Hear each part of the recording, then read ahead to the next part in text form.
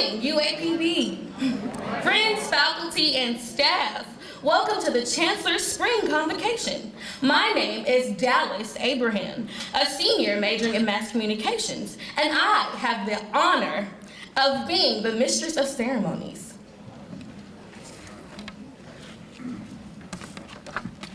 Today's program will go as follows.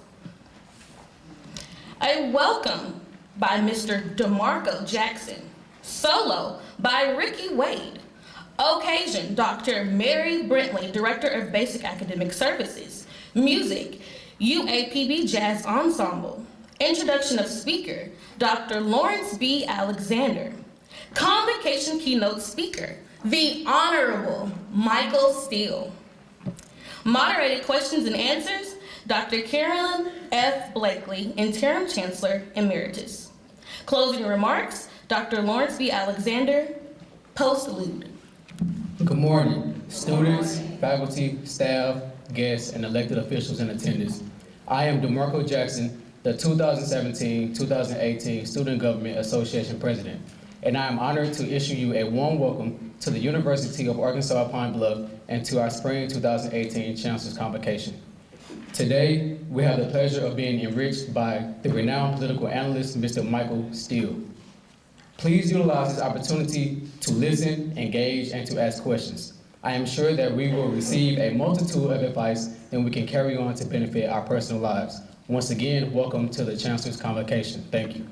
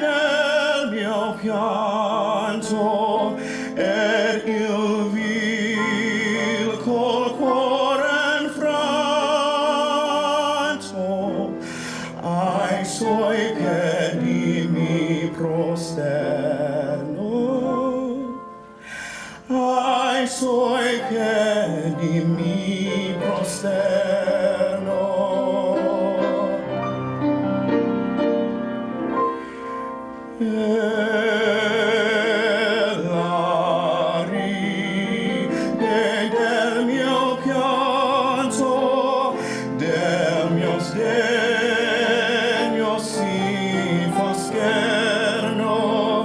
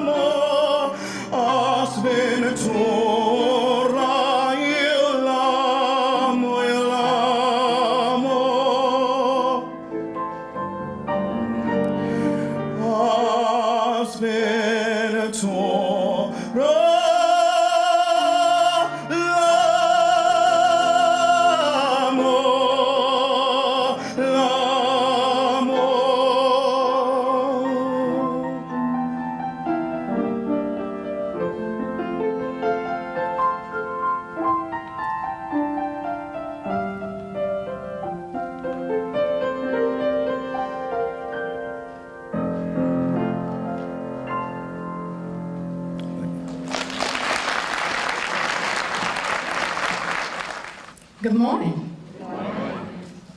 Nelson Mandela once said, "Education is the most powerful weapon which you can use to change the world."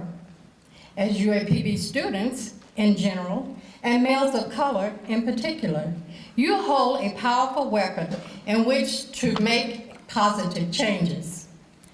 But do not become complacent with what you have achieved. Continue to study hard and long, because become the master of your discipline and leaders of tomorrow. At four-year colleges, only 33.2% of Black males and 44.8% of Latino males earn a bachelor's degree within 6 years of college. Surprisingly, much lower than their white 57.1% and Asian 64.2% counterpart. Digest of Education Statistics 2012. The 6-year rate for males of color is 24% at UAPB at that time. In 2014, the University of Arkansas at Pine Bluff adopted for its quality initiative the African American Male Student Persistence Initiative Leadership Development. This initiative is a component of UAPB's accreditation with the Higher Learning Commission.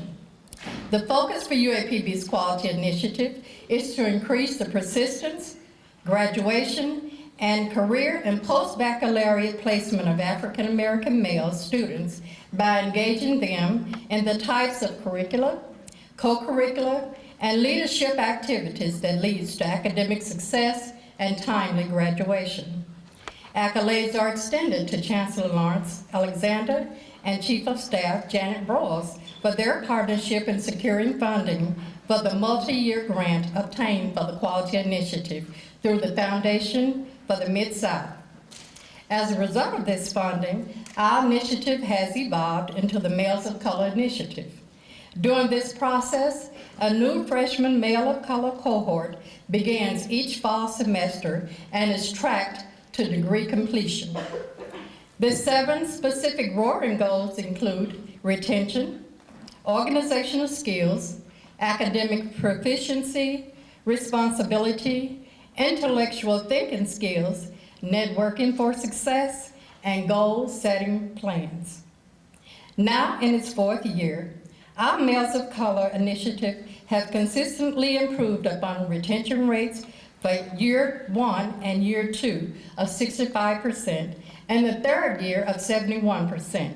Surpasses goals of completing the freshman year with a 2.0 GPA to that of 2.5 or better GPA. Many have joined organizations and have become officers in those organizations. We have had male participants in monthly seminars, 2 annual Arkansas Summits on African American Conferences, the RSAM, leadership development conferences in Washington, D.C., and study abroad opportunities in China, France, Dominican Republic, and Africa. For the first time, we will have our first male of color graduating class in May 2018. Our Males of Color initiative has made a positive impact on our university and the state of Arkansas. Today, we're honored to have in our midst the Honorable Michael Steele as our Chancellor's Convocation speaker, and he is a legend and an exemplary role model for our males of color.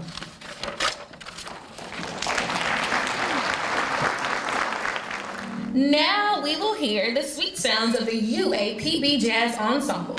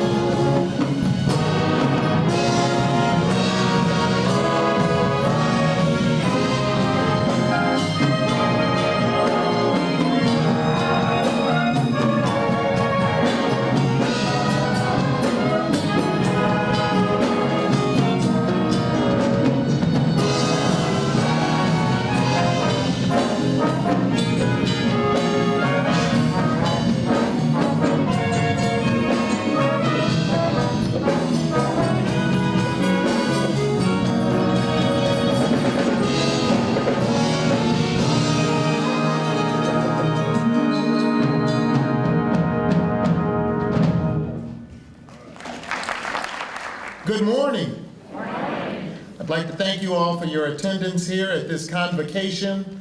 On this morning, we're pleased to have the University of Arkansas President, Dr. Don Bobbitt, here with us today. And his wife Susan has joined us today. And a number of other distinguished guests, including members of our Board of Visitors that I will recognize just a little later on our program.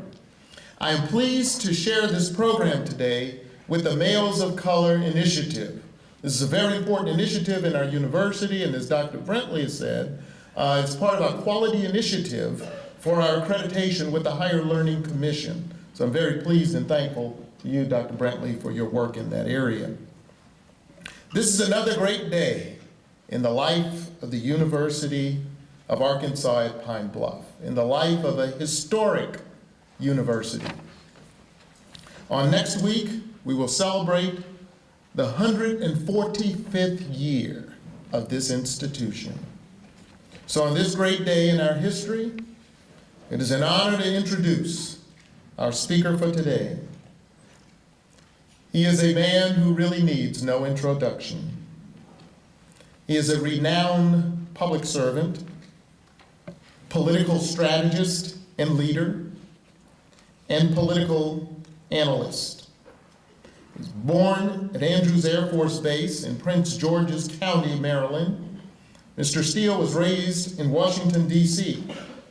And upon graduating from Johns Hopkins University, he entered the Order of St. Augustine, where he studied for the priesthood for over 2 years. He's a graduate of Georgetown Law School, Law Center, and an Aspen Institute Rodell Fellow in Public Leadership. Mr. Steele served as in-house finance counsel at the Mills Corporation and as a corporate securities associate in the DC office of Cleary, Gottlieb, Steen, and Hamilton LLP. When he was elected Lieutenant Governor of Maryland in 2003, Michael Steele made history as the first African-American elected to statewide office. And in 2009, made history as the first African-American chair of the Republican National Committee. As chairman of the RNC, Michael Steele was charged with revitalizing the Republican Party. Under his leadership, the RNC broke fundraising records, raising over $198 million during the 2010 congressional cycle and winning 63 House seats, the biggest pickup since 1938. As Lieutenant Governor of Maryland, Mr. Steele's priorities included reforming the state's minority business enterprise program, improving the quality of Maryland's public education system, expanding economic development in the state, and fostering cooperation between government and faith-based organizations to help those in need. Mr. Steele's ability as a communicator and commentator has been showcased through his current role as a political analyst for MSNBC. He's also worked as a contributor for Fox News Channel and was a regular host of the Salem Radio Network's nationally syndicated Morning in America. In addition, he's published on law and business and politics in major media publications and in law reviews in journals. Now, please join me in giving a golden lion welcome to the University of Arkansas at Pine Bluff. Ladies and gentlemen, Mr. Michael Steele.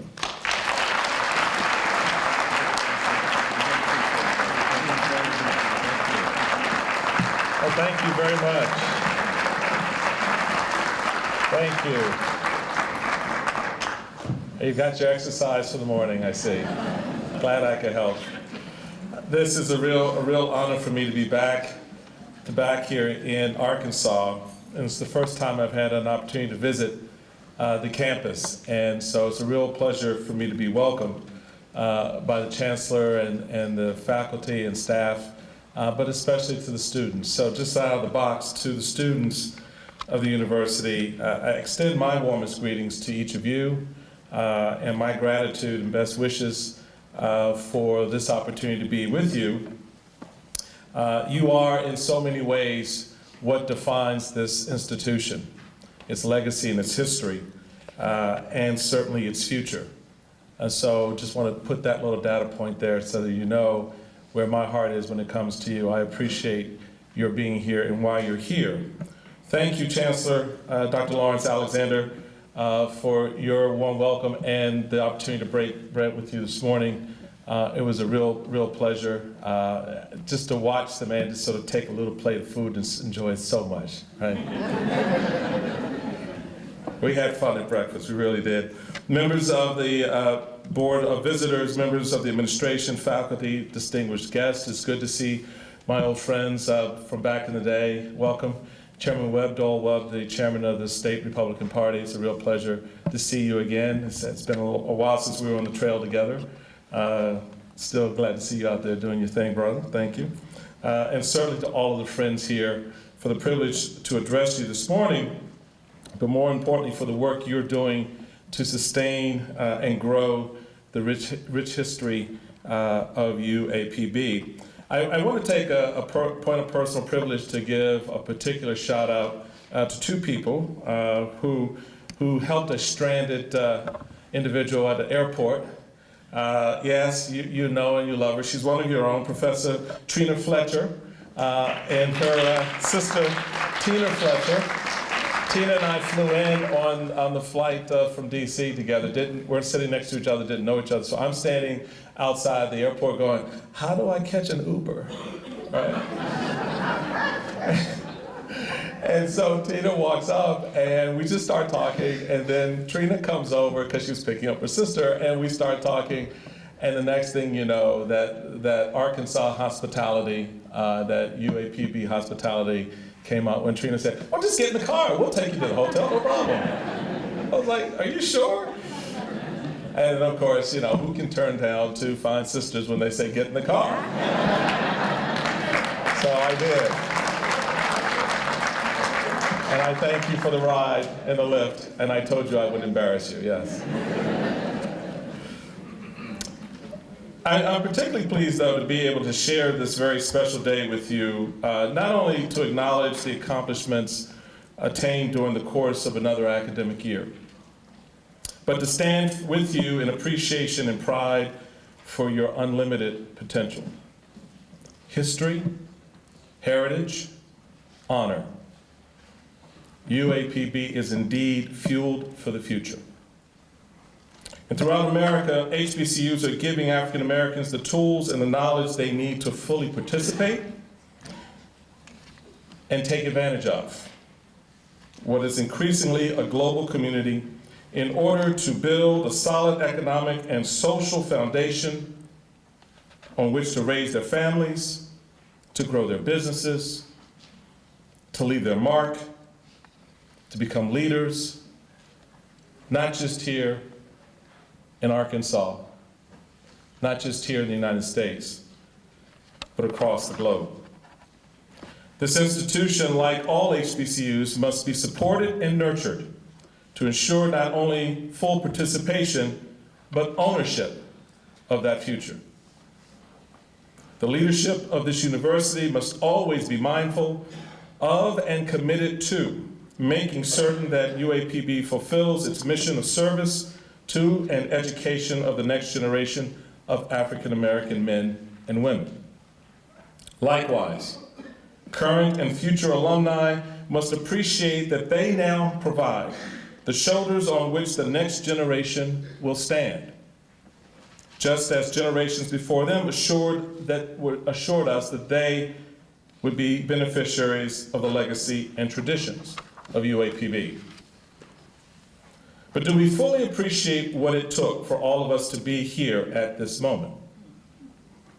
And what our presence here today will mean to the African American child born tomorrow? Now, those of you who know me, and have known me for a long while, know that I do not mix my words.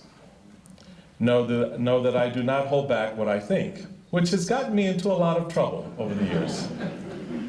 But every day I get to look in that mirror and like the person that I see. So today will be no different.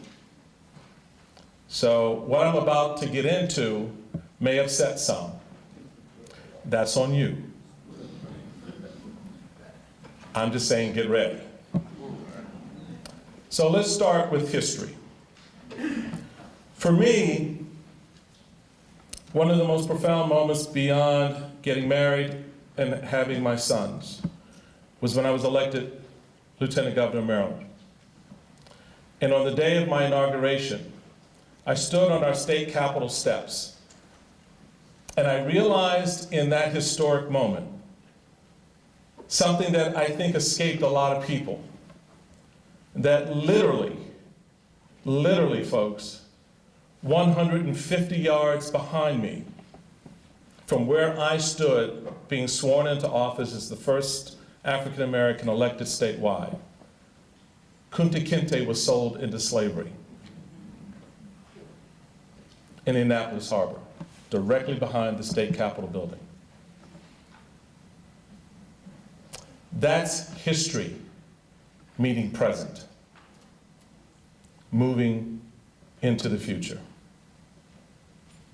And that is a powerful, powerful responsibility to know that you're standing on that shoulder, that behind me, my ancestors, our ancestors were brought here in chains.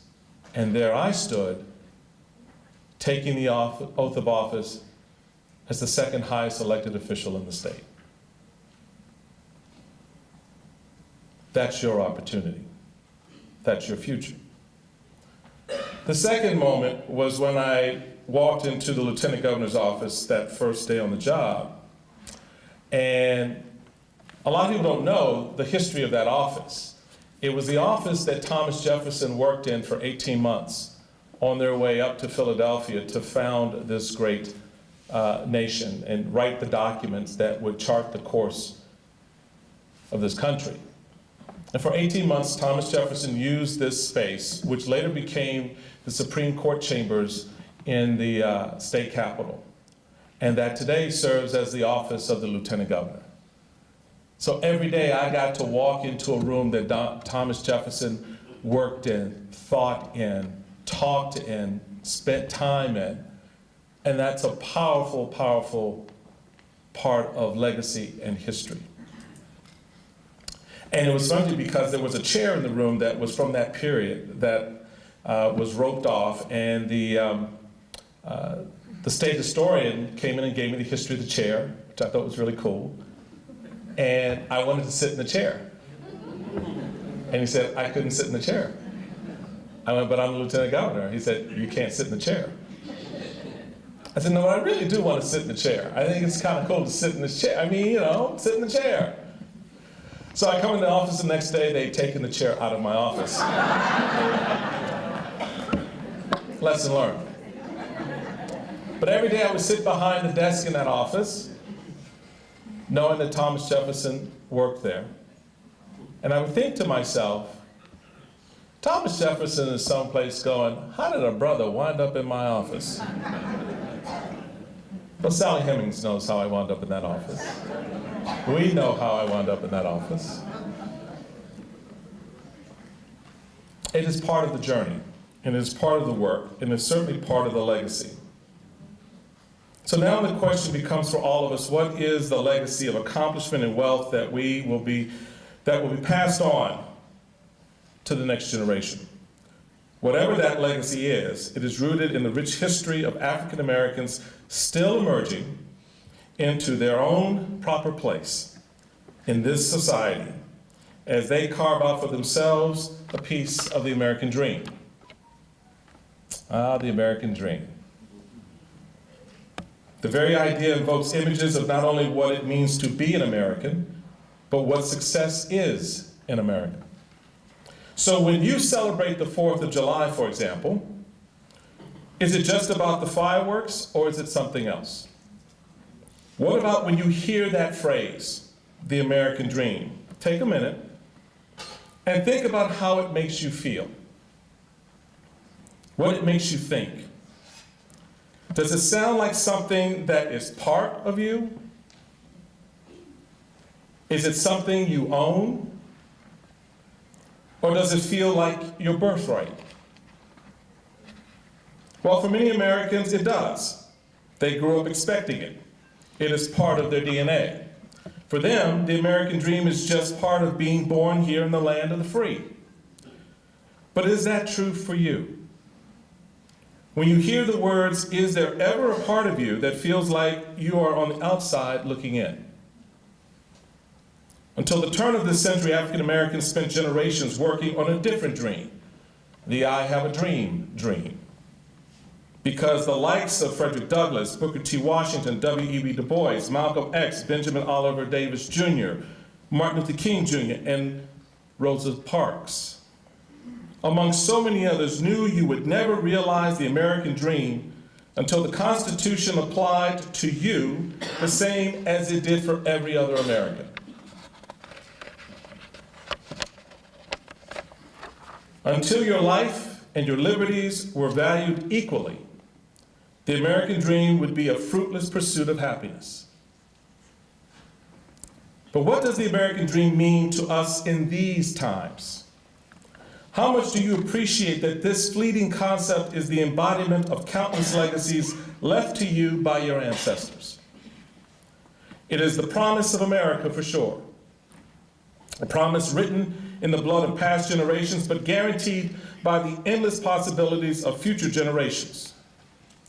This dream values the freedom of the human spirit to access fully the opportunities of this great nation. But you and I know this dream has often been delayed and often still denied.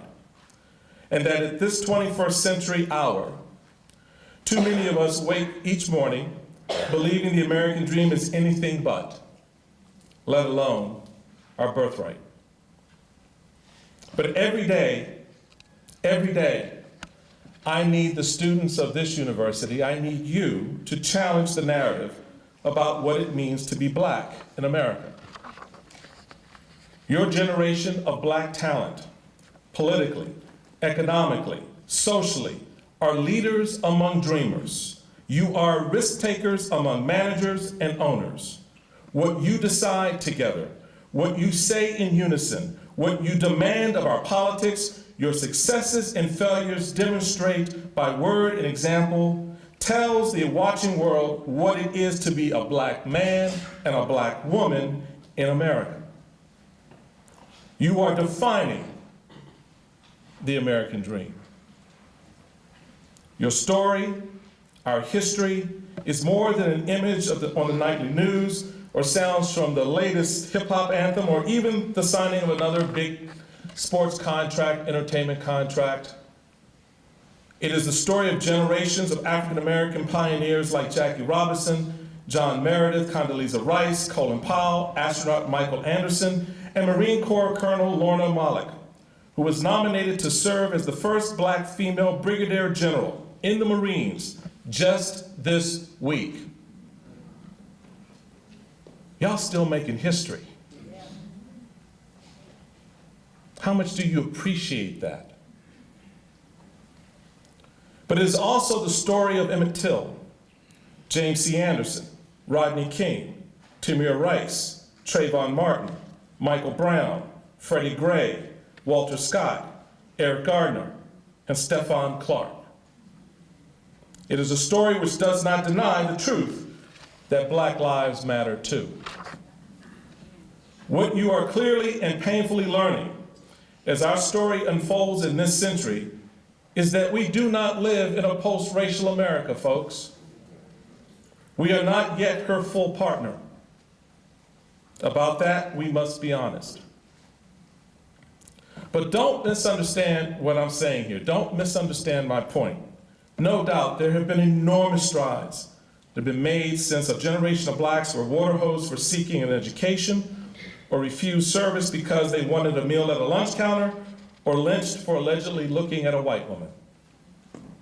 And we're here because of those who bent the arc of the moral universe towards justice. In fact, I've come to believe that Dr. King's famous I Have a Dream speech on our nation's mall back in 1963 was more for this generation than those standing in front of him. That's how powerful the connection you have to history. Because your truth is simply this: a black male can be shot when he goes to the store to get a bag of Skittles, or arrested for just sitting in a Starbucks waiting for a friend. That's your truth. How will you bend the arc of this nation towards justice in these times? Equally important, how will you address the tragic story of the breakup of the black family, the deterioration of our neighborhoods, and their gentrification without us, the misappropriation of our wealth as we make others wealthy, and the unprecedented decline of black leadership as the voice of a community that is becoming increasingly voiceless? Now, trust me, I didn't come here to depress anybody. But we got to be real about what we're in, where we are, who we're with. I'm here instead to insist on hope, because as they say, hope is alive. You know why? Because you are that hope. The students of this university, you are that voice. You are each called to be a new movement in the African American community, a movement rooted not just in black history, but sustained by your capacity to lead and to secure, by any means necessary, the political, social, and economic power to make your American dream real. Your 21st century reality is simply this: it's time to stand for something different. It's time to do something different. It's time to be about something different. It's time to take ownership of your dream. It is time to take ownership of yourself, your community. The debate we're having, if we're even having one, is no longer productive. It's time for solutions that come from us, from within our house, our family, and ultimately our community as a whole. During the Jim Crow days, did we wait for someone to drive us to the polls? No.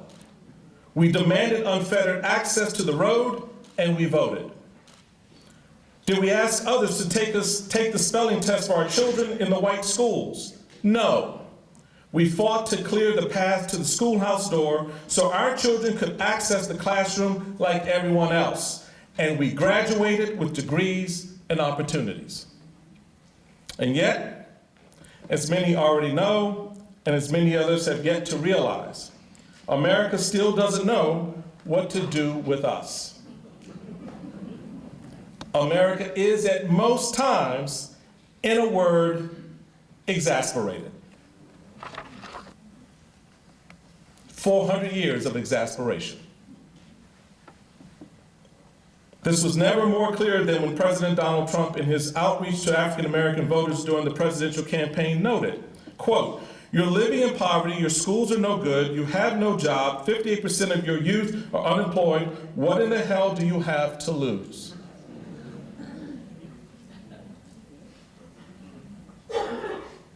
Everything. When you make moral equivalency between white supremacists and those who rise to stand against their hatred, everything. When you cannot condemn the KKK, everything. When you insist the Central Park Five are still guilty and call for the death penalty, everything. When you make a mockery of our right to protest in whatever way we choose to protest, and then ask our employers to fire us because we protested, everything. When you refer to the land of our ancestors, the birthplace of our kingship and queenship, as a shithole, everything.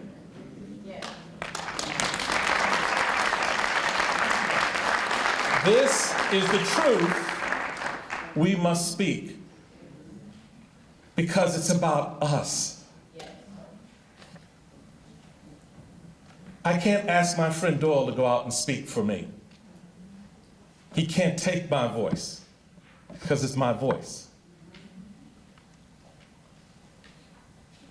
You have to use your voice at all times, in all circumstances. Yeah, you can be polite about it, or you can be a little Malcolm X about it. But you have to use your voice, because yours is the generation that must cement into the foundation of this nation our unalienable right to life, liberty, and the pursuit of happiness. Otherwise, that's what we lose. So what will your agenda be?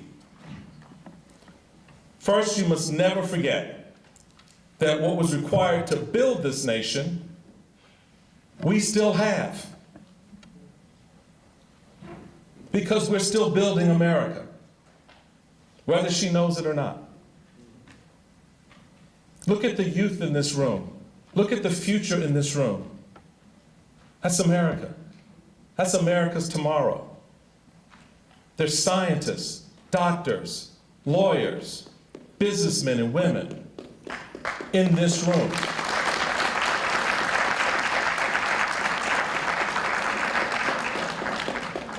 That's the future. So I ask you, indeed I'm praying, that you place your faith in each other and engage. Know your value to the national dialogue and engage. Understand why this fight at this time and engage. Focus on creating legacy wealth from the seeds planted here at UAPB and share the fruit of those seeds through your labor, your mind, your talent, your love, your curiosity, your blackness with a country that does not fully appreciate how much it needs you.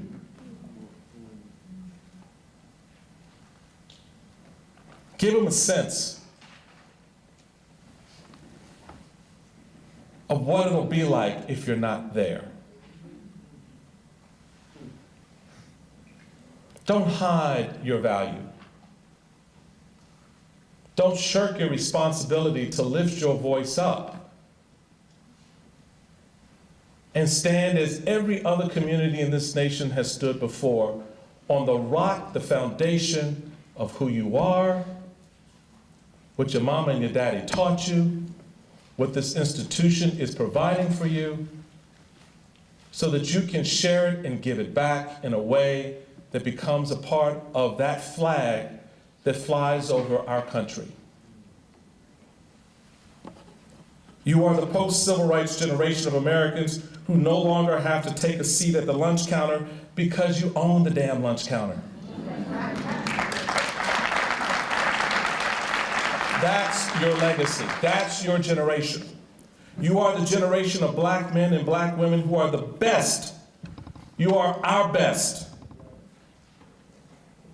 And you are our best hope to join hands with everyone in this country and say free at last. That's on you. That's what Dr. King was talking about. That's the legacy we all want. That's what freedom promises. That's the American dream, because each and every one of you are the American dream. Thank you and God bless.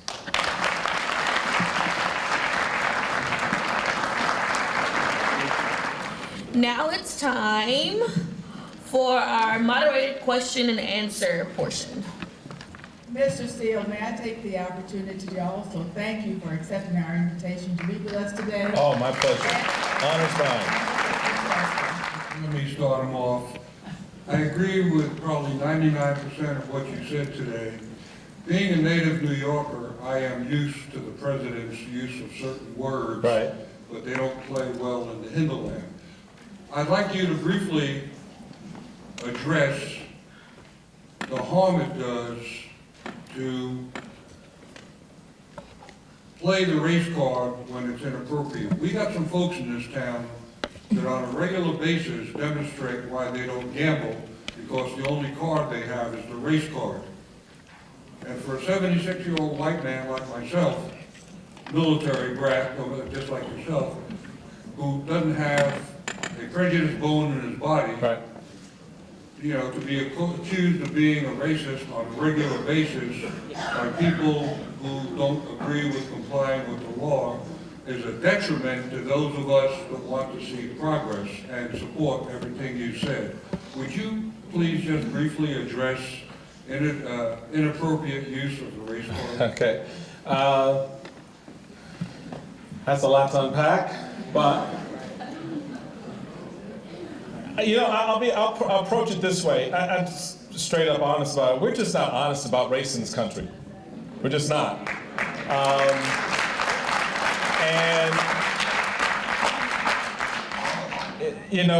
It kind of gets boiled down to this idea of the race card and how that's played.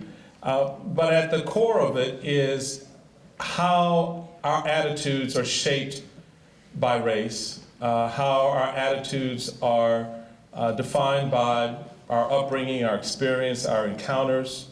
I had a very interesting moment when I was running for the United States Senate and running statewide again. And I wanted to ask a question on a survey that was a two-parter, because it would give me an indication of how we feel about race. One question was, would you vote for an African American for the United States Senate? And the answer came back 73% yes. The question immediately following that was, would your neighbor vote for an African American for the United States Senate? And the answer came back 43% yes. So where we live is a reflection of what we think, what we feel. As you hear a lot of people say, one of the most segregated places on the planet every Sunday is church. So there's a whole lot that goes into your question about race. And I think we need to be honest about how black folks feel about white folks and white folks feel about black folks. Because if you're not ready to start there, everything is a race card that's being played. If you're not honest about the fact that there's still a great deal of apprehension in the black community about, after 400 years and everything that we've been through together, that there's still apprehension about this relationship, and that there's still suspicion about whites and looking at black youths, for example, or looking at the black community as a whole. You know, I ran into this problem as a county chairman, as a state chairman, national chairman, and talking with people of both stripes. Democrats, Republicans, didn't matter, they were white. And so whenever they started talking about poverty, they immediately referred to black people. I'm like, well, why the hell are you referring to black people when the majority of people who are poor in this country are white? But it goes back to the attitude about race and how we look at race.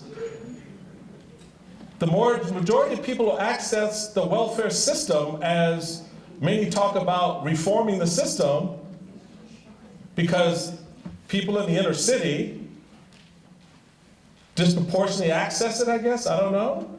Well, the majority of people who access that system are white. But we're not honest about these dynamics. And I think we have to be.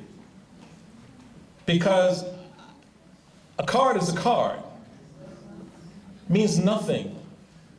I have a relationship with this gentleman in front of me for many years. He's gotten to know me, I've gotten to know him, and we build that trust. We build that trust. But you gotta start with that point where you actually want to build that trust. You wanna have that relationship. And that's why I made the point in here about how America is exasperated with us.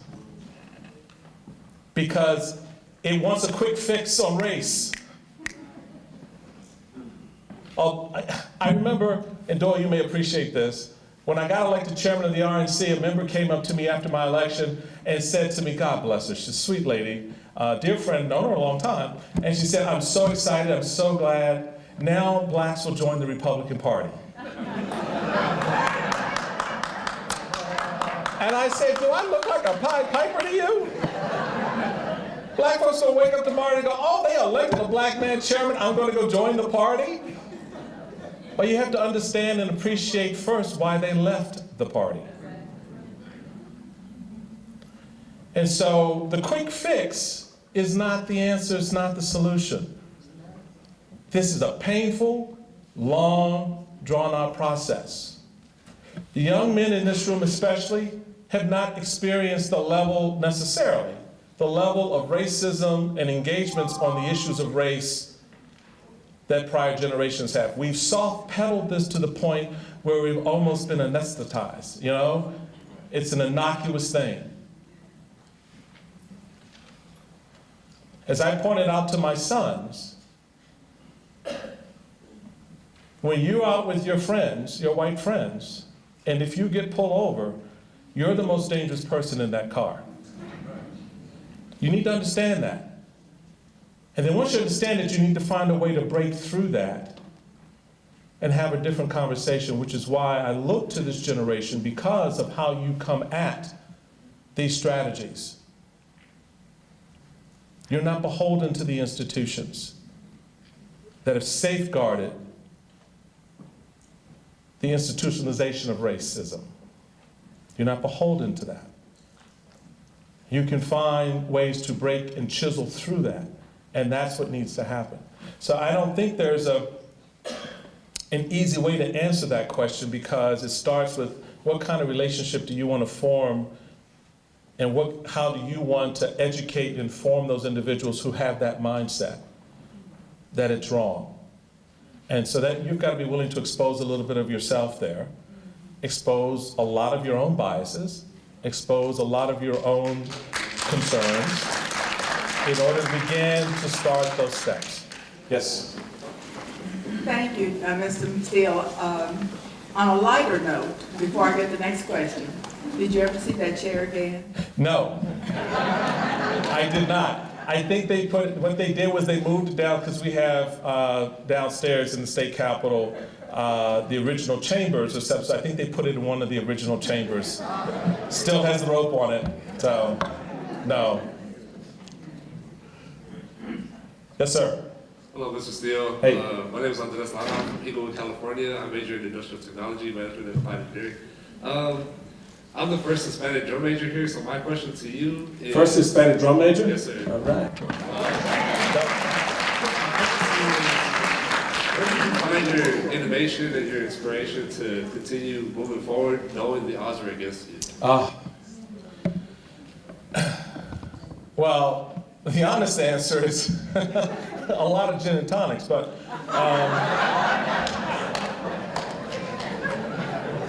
I gotta be honest, I'm sorry. Not advocating, just saying.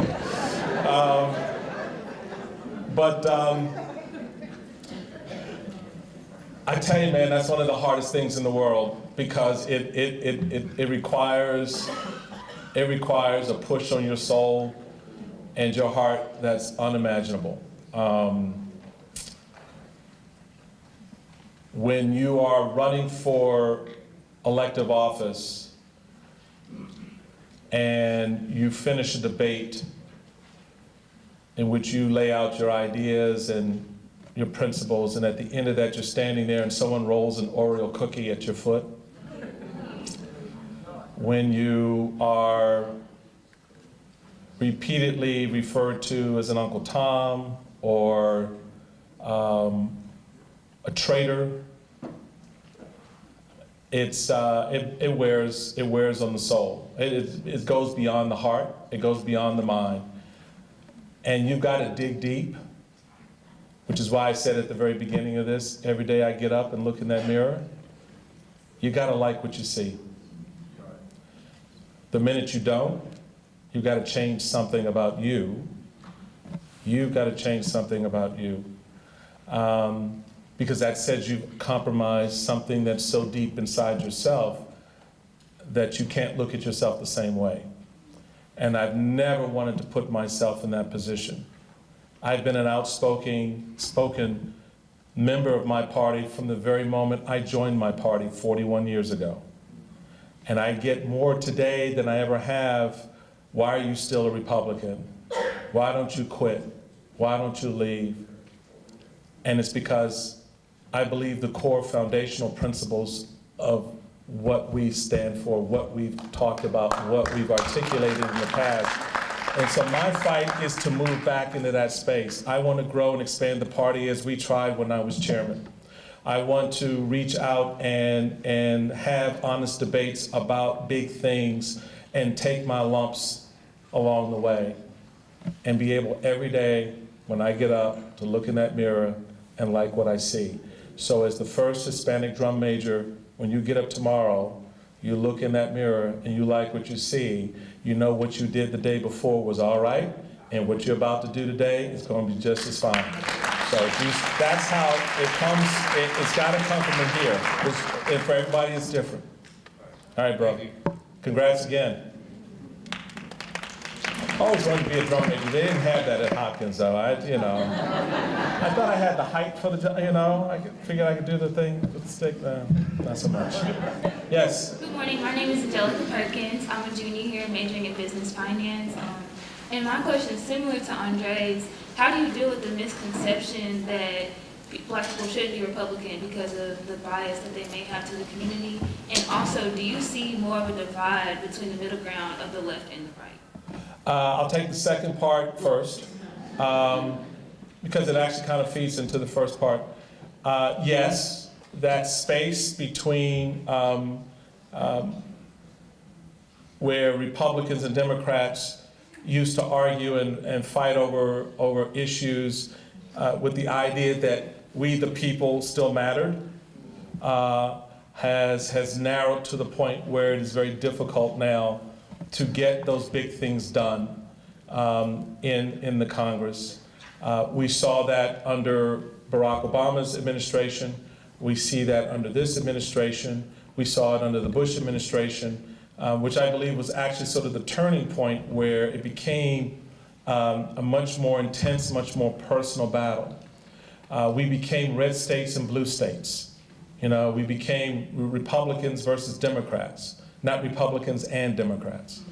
And it is a very difficult thing to do. As Doyle and I can tell you, we can get down on the partisan tip in a heartbeat, all right? You can always have that fight.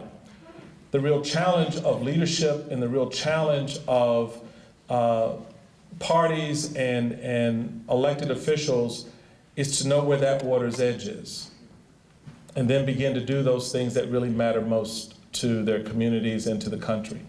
And that's pretty much gone away. The other part of it is understanding and appreciating what leadership is and what's required of leadership. It is, for me, something that is easily seen. You can always see it, but it is hard to do because it requires you sometimes to stand in opposition to your community. One of the real tests for leadership, and this is something that I really want to put to all of the students here,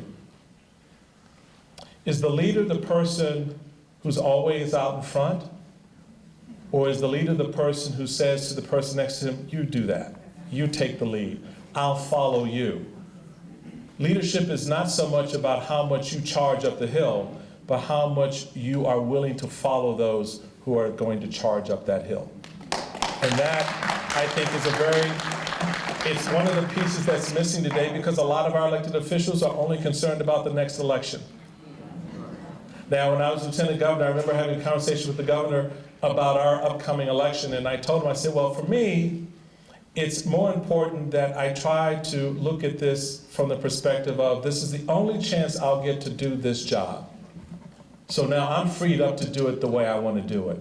That's how I did the RNC. If I looked at the RNC worried about how I would get reelected, I don't know if we would have won the House in 2010. I don't know if I would have taken the risks that I took, ticked off the people I ticked off, because I would have been playing it safe. Well, that's not leadership.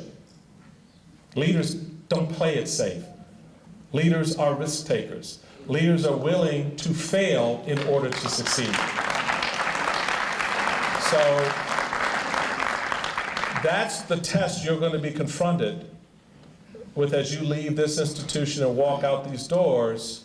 Hopefully, this chancellor, this administration, this faculty will have grounded you and girded you well, along with what you get from home and family and community, to go out there and be the kind of leader the country needs right now. All right. Yes, sir. Good morning. My name is Leon Jones, and I work for the current governor. And one of the questions that I have for you, you made some comments after the two men were arrested in Philadelphia. Yes. At the Starbucks. Kind of elaborate on the comments that you made on your show that evening, and talk a little bit about what is it that we can do? Where is it that we can go? How can we, and when I say we, I'm talking about the collective black men community, black male community. How can we move forward in today's society? Gotcha. So just to let everybody know what the comment was, the references to the two African-American males in Philadelphia who had entered the Starbucks to wait for a business associate of theirs. They sat down, and about 15, 20 minutes into their being there, one of the gentlemen got up to go to the restroom. An employee of that Starbucks said to them, "No, you can't, because you haven't purchased anything." The other said, "All right," went back and sat down. And then they were asked to leave. They said they were waiting for someone. Then the police were called. The police came and arrested them for loitering. Meanwhile, the gentleman they were meeting with, happens to be white, comes in, it's like, "What the hell are you doing? We have a meeting." What did they do? And they were subsequently arrested. My question on my radio show, Steele and Unger, POTUS channel 124, weeknight 6 to 9. Tune in. My question was a very simple question. Tell me what I need to know before I leave my house so I do not get killed or arrested. Just tell me what I need to know before my son, before these young men leave the safety of their homes, their dorms, to go out into the community. Tell me what they need to know to stay alive. Because everything we do doesn't seem to work. You ask for our driver's license, we get shot.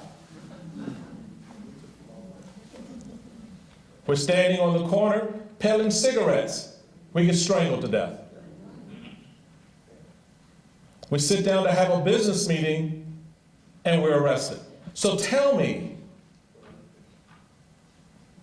so I can avoid that. That's all I'm at. Just tell me what I need to know. Amen. Because right now we don't. And that's not fair to these young men. And it's not fair to this country. So we need to get that right. How do you begin to get it right? I think that it starts with appreciating that it's a problem. Because right now, no one sees it as a problem. And everybody gets excited when there's that episode and it's a moment on TV. But then, what? How many people have been killed on the streets of Chicago this year so far? I don't remember attending that march or talking about it on MSNBC, but let me know, maybe I missed it. When folks don't see the problem doesn't get addressed, obviously. But there's not even an inclination to move towards addressing it, not even a recognition that, gee, this doesn't fit right, it doesn't seem right. So I think it starts with recognizing that there's a problem, and that's where I'm going to ask a lot of these young men. You have to stand your ground. And you have to say enough. Because this is about you. And only you control that. You're the ones who are going to have to say, no, I'm not doing this way anymore. So I'm going to tell you what's going to happen when I leave my house. I'm going to go to school unfettered. I'm going to go shopping unmolested. I'm going to go sit in a Starbucks and have a cup of coffee, or maybe I won't, without getting arrested. You got to put the onus back on the culture, on the society, to grow into your space. Now, it's nice that Starbucks is having a day where they're going to do an inter-reflection thing and they're going to put down new rules and mandates, but that's not necessarily going to change attitudes. Because there's an attitude behind why that employee called the cops in the first place. So that's where you become the point of the spear. There was a reason why King and Malcolm and others started to move from the confines of the church and the safety of that sanctuary to the streets. Because they realized no one saw the problem. You got to make them see the problem. You know, you got to make it real for them. Because I can tell you exactly what happens in media. The minute a young black man like a Trayvon Martin is killed, there becomes a mythology about them. There becomes a whole storyline and narrative, and it becomes this isolation of that one person, as if that's the only black person, child or man in the country that this has happened to, and everyone fixates on that. No, baby, this happened every single day in communities all across this country to young men just like you. So your face now becomes even more important for the country to see. No, this is about me. This is about me. And you need to understand that I'm here and that I can go out and be productive and do all these things that I, like everybody else, without suffering the risk of my life, loss of my life. So that's the beginning of that effort, and it ties back into the storyline about getting to know and understand and realize what's really going on. But we have to acknowledge there's a problem. And every time it happens, you know, folks on my side get defensive of the police, folks on the other side become antagonistic towards the police. That becomes a distraction, and another black child gets killed later on. Mr. Steele, I don't apologize for the fact that our line of questioners is growing, but your answers are very exact. All right, I will make it short. I learn quick. Good morning, Mr. Steele. Good morning. My name is Kendrick D. Claxton. I'm a junior at the university and a proud member of 586 Fraternity Incorporated. And first, I would like to start off with a quote by Albert Einstein. Try not to become a man of success, but rather try to become a man of value. My question after that would be, what could UAPB do to enlighten our scholars about their value? Powerful. Recognize it, number one. And that's why I said what I said about owning your value. You bring that to this institution. There's a reason why they asked you to matriculate here. They saw something on paper about you. They saw something when they interviewed you. So now this is your space in which you refine that and you make it not just a part of your personal narrative, but you share that and it becomes part of the legacy that is continually built here at UAPB. 145 years of legacy rests in these halls, in this space. You are now connected to that. So what you get to do is demonstrate your value to the present and the future. What they do is they bring the value of history and knowledge and information for you to feed off of. And so I think that's the synergy, that's the beautiful combination that is often missed about our HBCUs around the country. They're taken for granted if they're not being closed. And you are the keystone to changing that. All right, thanks. Yes? Am I getting better? After deep, very better. Okay. After deep thought, I agree to have our Director of Bands ask you one question. Director of Bands.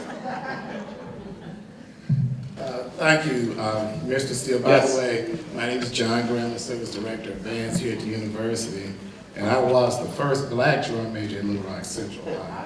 And with that, I became the first black band director at Little Rock Central High. Okay, so There you now, go. with that said, my concern, Don't took me to Central, by the way. going forward, there's an issue that we need to address to our young people. They're coming out of school, they have debt. Yes. Loan debt is a major issue in our country.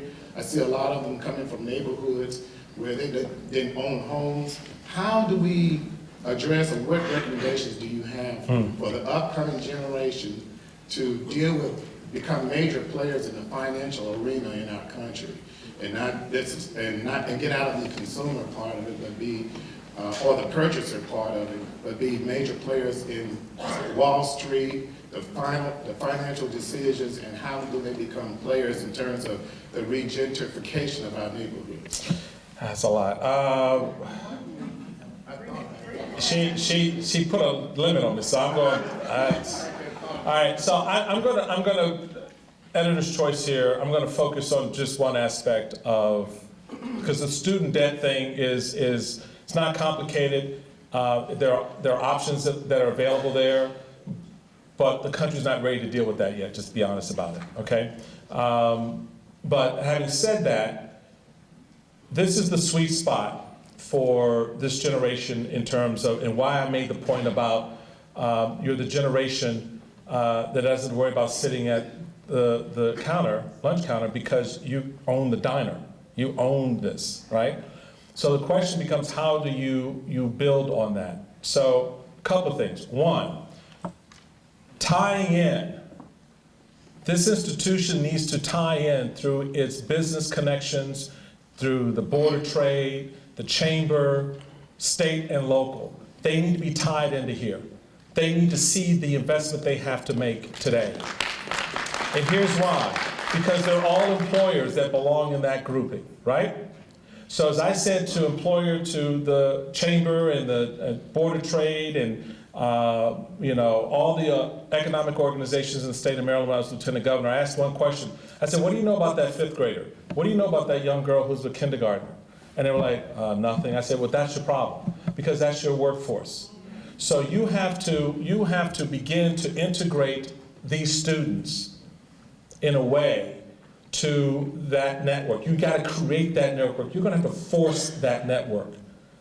Because business is resistant. They're looking for the person who's graduating, between 1 and 10 in their class. That's great for 1 and 10, but I know a whole lot of people who are 50 and bottom who are running major corporations today, all right?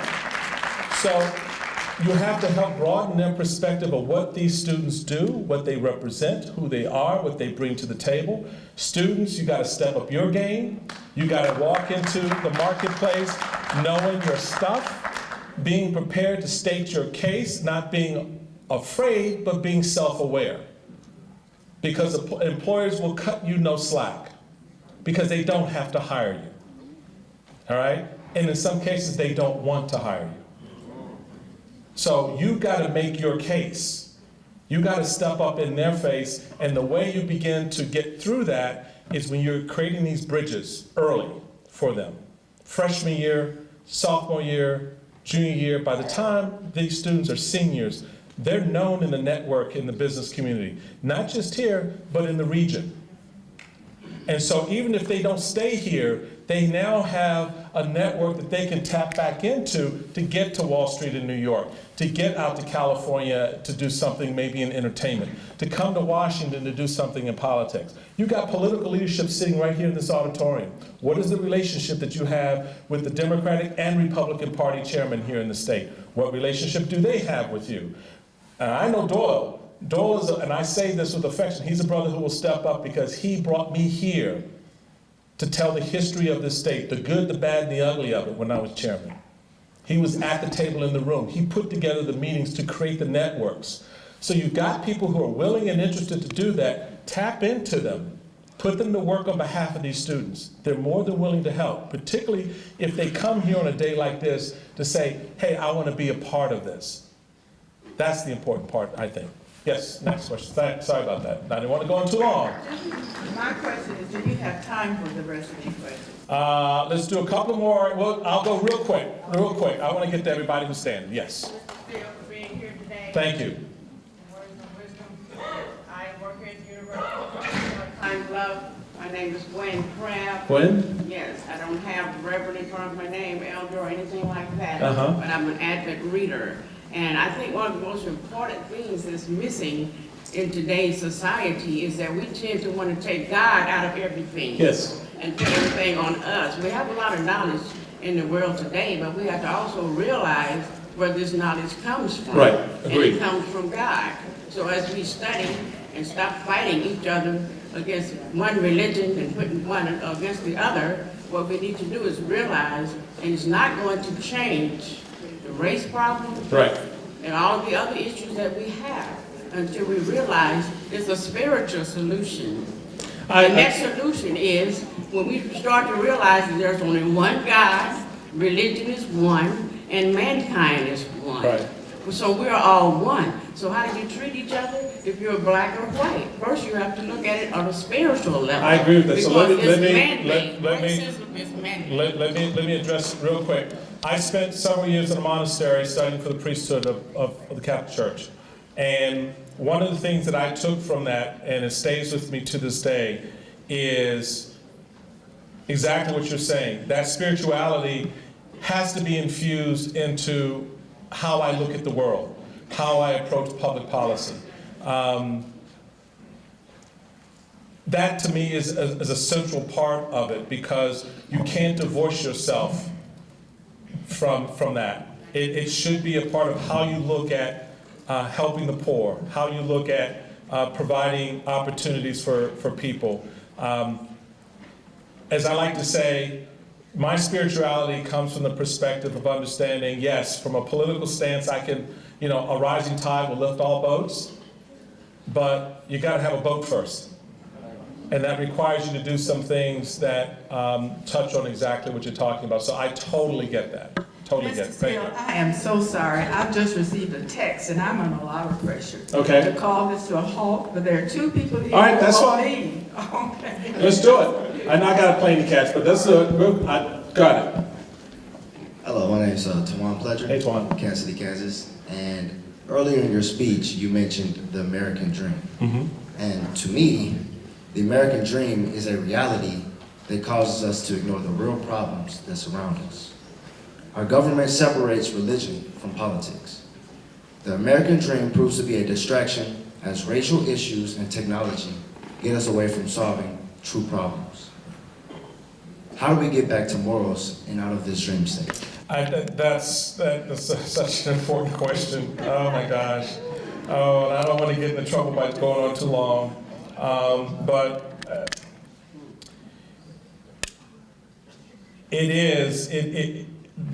The lack of that moral anchor has put us sort of in this sort of dazed state.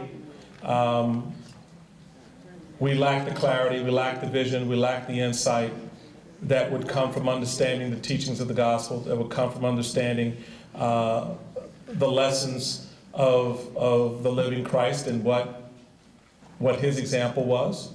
And it doesn't, and I think the key thing is, it doesn't mean you have to be, quote, a Christian, or you have to be this person or that person. What it means is that if you go into public service, if you go into living and being in a community, that there's value in those lessons and those teachings, which we tend to put to the side. And it's going to be incumbent on us to bring them back. I mean, that's the only way it works. It's the only way it works. Your voice, their voices, our voices, which is why I've been so critical of some in the evangelical community in recent months, because when you let politics define your spirit, you say some stupid stuff. You really do. Thank you so much. And I think that's an important lesson right there. Yes, sir. Final question. Yes. Final question. I want to preface it like this. Arkansas has never elected a U.S. congressman, while Mississippi, Alabama, Louisiana, Texas. You mean a black U.S. congressman? Black. Okay, because I know they have a congressman. so let's make sure. African American U.S. congressman. Yet, African Americans still support Democrats who gerrymander to keep us from getting that. Pine Bluff has always been controlled by Democrats, and so has Jefferson County. Our communities are depressed. So my question is, how do you think mindset can be changed? Wow. Because as a Republican myself, we've done a huge amount of things to help the black community. Right. But I hear black people say, I can't vote for a Republican as opposed to voting for the works that they do. Yeah, I know that problem well. And it really, you're caught between two competing worlds. One is the one you're in, right? And the work that you're doing here in Pine Bluff and in the state of Arkansas. And the other is what goes on in the la-la land that is Washington, D.C., all right? And as someone who has lived in that space his entire life, I know how that impacts what you do. 2006, I run for the U.S. Senate, have a very good record, track record as a Republican, lieutenant governor. My governor, Bob Early, had a 62% job approval. We both got fired, all right? And it had less to do with what we did and what we were doing and more to do with how people felt about the Republican Party. So if you want to understand my outspokenness, it's because of that. Because I can't let that taint the work of individuals like yourself who are trying to make the case for good governance or trying to make the case for sound policies, that are trying to make the case. And ultimately, it's going to be left to the judgment of the people in this room and outside this room. But you should be allowed to make the case on your own merit, not because of what some congressman from another state said on national television or what the president may have done on national television, but because of what you're saying and doing here. And it is a very hard haul to do. It's very hard to do. But you have to do it. You have to do it. And I mean, there's no easy answer here. When you are present, when you are in the room and you're making the case, trust me, at some point, the voters pause. I saw that in my own election. I had people come up to me and say, man, I was standing in that voting booth for about 5 minutes before I decided to vote against you. Thank you, Mr. And you know, and just last point, you know what was important about that? He waited 5 minutes. He didn't automatically go in and check the box against me. And that's the space you need to work into, because in the next election, the next time, maybe that is your vote right off the top. All right? Thank you all so much. It has been a real honor to be with you. All the best. God bless. Keep it rocking. We are nearly done.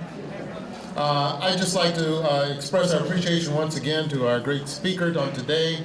We're so pleased and delighted to have such a dynamic speaker with us.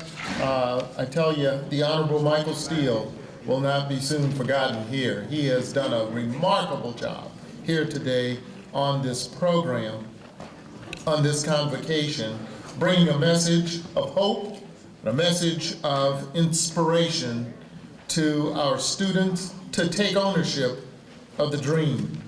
At this time, I'd like to recognize once again, and we did recognize President Bobbitt and Ms. Susan Bobbitt. Thank you for coming and sharing with us today. Chairman of the Republican Party of Arkansas, Doyle Webb. Thank you. The Chancellor Emeritus, Lawrence A. Davis, Jr. Thank you for sharing with us today. Chancellor Emeritus Carolyn Blakely.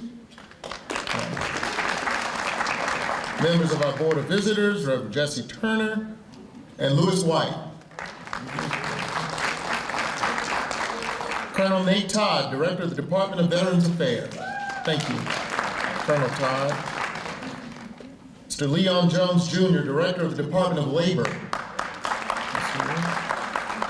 And also his father, Leon Jones Sr., and his brother, Chris Jones. Jason McGee, staff of the Congressman Bruce Westerman. Thank you. And we're very pleased to see all of you here today, including our alumni. I thought I saw Southeast Arkansas Alumni Association President back there. He left? Okay, Jared May and his wife were here. The Chancellor's Executive Cabinet was here as well. The Royal Court, still here. And members of our student government, faculty, staff, and students. And I hope you save some rousing applause for our wonderful UAPB Jazz Ensemble.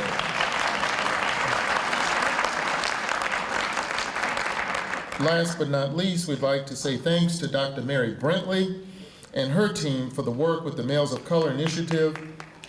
Thank you, Dr. Brentley. And thank all of the faculty and staff who worked throughout the year with our Males of Color Initiative here. This has truly been a great day and a great program. We thank you for your attendance.